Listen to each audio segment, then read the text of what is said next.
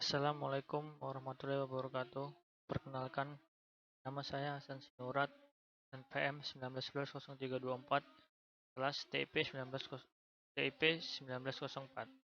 Di sini saya akan mempresentasikan tentang sinkronisasi. Baik. Di sini yang pertama ada definisi dari sinkronisasi itu sendiri. Definisi sinkronisasi adalah suatu proses di mana proses tersebut saling bersamaan dan saling berbagi data bersama, yang mengakibatkan race condition atau lebih dikenal dengan inkonsistensi data. Nah, di sini ada tujuan dari sinkronisasi itu sendiri, ialah untuk menghindari terjadinya inkonsistensi data karena pengaksesan oleh beberapa proses yang berbeda, serta untuk mengatur urutan jalannya proses-proses sehingga dapat berjalan dengan baik dan sesuai apa yang kita harapkan. Nah, itu tadi dari tujuan sinkronisasi. Nah, selanjutnya di sini ada sebab dan menanggulangi, yaitu akses yang dapat dilakukan secara bersama-sama ke data yang sama dapat menyebabkan data menjadi tidak konsisten.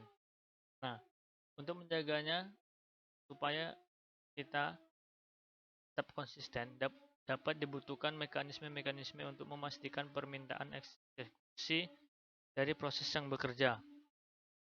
Race condition itu sendiri situasi di mana beberapa proses mengakses dan memanipulasi data secara bersamaan. Nilai terakhir dari data yang bergantung dari proses mana yang selesai terakhir. Untuk menghindari race condition, proses-proses secara bersamaan harus disinkronisasikan. Nah, di sini untuk dapat menghindari race condition, kita harus melakukan proses-proses secara bersamaan untuk yang harus disinkronisasikan agar terhindar dari race condition itu tersendiri. Baik, selanjutnya di sini ada masalah critical section, yang dimana masalah critical section itu sendiri adalah segmen kode yang mengakses data yang digunakan untuk proses secara bersama-sama yang dapat membawa proses itu ke bahaya race condition. Biasanya sebuah proses sibuk melakukan perhitungan internal dan hal-hal lain tanpa ada bahaya yang menuju ke race condition pada sebagian besar waktu. Akan tetapi, biasanya setiap proses memiliki segmen kode di mana proses itu dapat mengubah variabel, mengupdate suatu tabel, menulis suatu file, dan lain-lain, yang dapat membawa proses itu ke bahaya race condition. Nah, yang di sini maksud masalah critical section itu tadi, di sini segmen kode yang mengakses data yang digunakan proses secara bersama-sama yang dapat membawa proses itu ke bahaya race condition. Ya, itu tadi biasanya sebuah proses sibuk melakukan perhitungan internal hal-hal lainnya tanpa ada bahaya-bahaya menuju race condition. Nah, yang dimana kode yang dimana proses itu dapat mengubah variabel, mengupdate suatu tabel, menulis ke suatu file, dan lain-lainnya. Ya, sampai di sini. Nah, di sini ada masalah sinkronisasi software atau perangkat lunak, yang dimana solusi perangkat lunak atau software dengan menggunakan algoritma-algoritma yang nilai kebenarannya tidak bergantung pada asumsi-asumsi lain. Selain itu, setiap proses berjalan pada kecepatan yang bukan nol. Nah, yang disebut masalah sinkronisasi software ini, dia adalah solusi perangkat lunak. Dia menggunakan algoritma-algoritma yang nilai kebenarannya tidak tergantung pada asumsi-asumsi lain. Nah, jadi selain itu setiap proses berjalan pada kecepatan yang bukan nol, yang di atas nol. Baik ya, cukup singkat dari masalah sinkronisasi itu sendiri. Selanjutnya, di sini ada masalah sinkronisasi hardware atau perangkat keras. Di sini yang seperti kita ketahui bahwa sinkronisasi harus mutual eksklusif, atau dengan kata lain harus ada satu atau sekelompok instruksi yang dapat diberhentikan pada waktu eksekusi, atau sifat mutual eksklusif. Jadi, solusinya untuk sinkronisasi dengan cara pendekatan hardware lebih menekankan kepada usaha-usaha untuk membuat suatu atau kelompok instruksi menjadi mutual eksklusif. Yang mana di sini dimaksudkan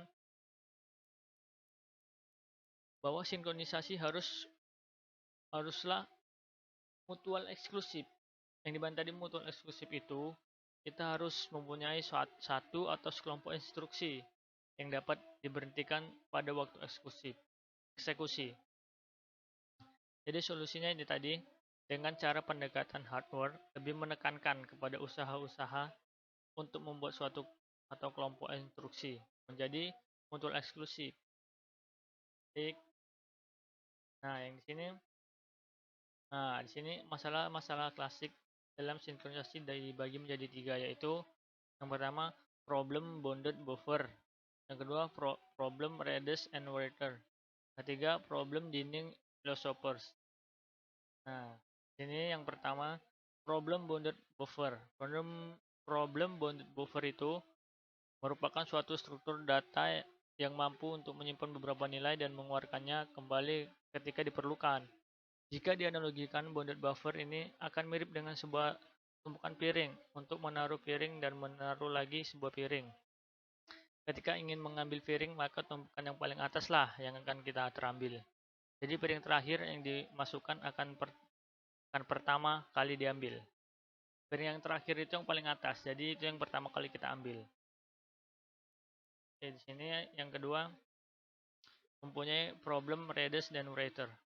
Di sini problem lain yang terkenal ada reduce-waiter problem yang memodelkan proses yang mengakses database sebagai contoh sebuah sistem pemesanan sebuah perusahaan penerbangan, di mana banyak proses berkompetisi berharap untuk membaca read, untuk membaca atau read, dan menulis atau read. Hal ini dapat diterima bahwa banyak proses membaca database pada saat yang sama. Akan tetapi, jika suatu proses sedang menulis database, tidak boleh ada proses lain yang mengakses database tersebut, termasuk membaca database tersebut. Yang dimaksudkan di sini adalah kita tidak boleh ada satupun proses, satu proses yang masuk, karena di sini sudah dijelaskan hal ini dapat diterima bahwa banyak proses membaca database pada saat yang sama. Tapi jika suatu proses sedang menulis database, tidak ada yang boleh masuk proses lain mengakses database tersebut. Baik. Nah, yang di sini yang terakhir, problem dinding philosophers. Pada tahun 1965, Zixas menyelesaikan sebuah masalah sinkronisasi yang beliau disebut dengan dinding filosof problem. Dinding filosof diuraikan sebagai berikut. Nah, di sini 5 orang filosof duduk mengelilingi sebuah meja bundar. Masing-masing filosof mempunyai piring spaghetti. Spaghetti tersebut licin dan untuk memakannya kita membutuhkan garpu. Nah, di antara piring spaghetti tersebut terdapat satu garpu. Nah, di sini kehidupan filosof terdiri dari 2 periode, yaitu makan. Kehidupannya mempunyai 2 periode, hanya makan atau berpikir. Ketika seorang filosof lapar, dia berusaha untuk mendapatkan garpu kiri dan garpu kanan sekaligus.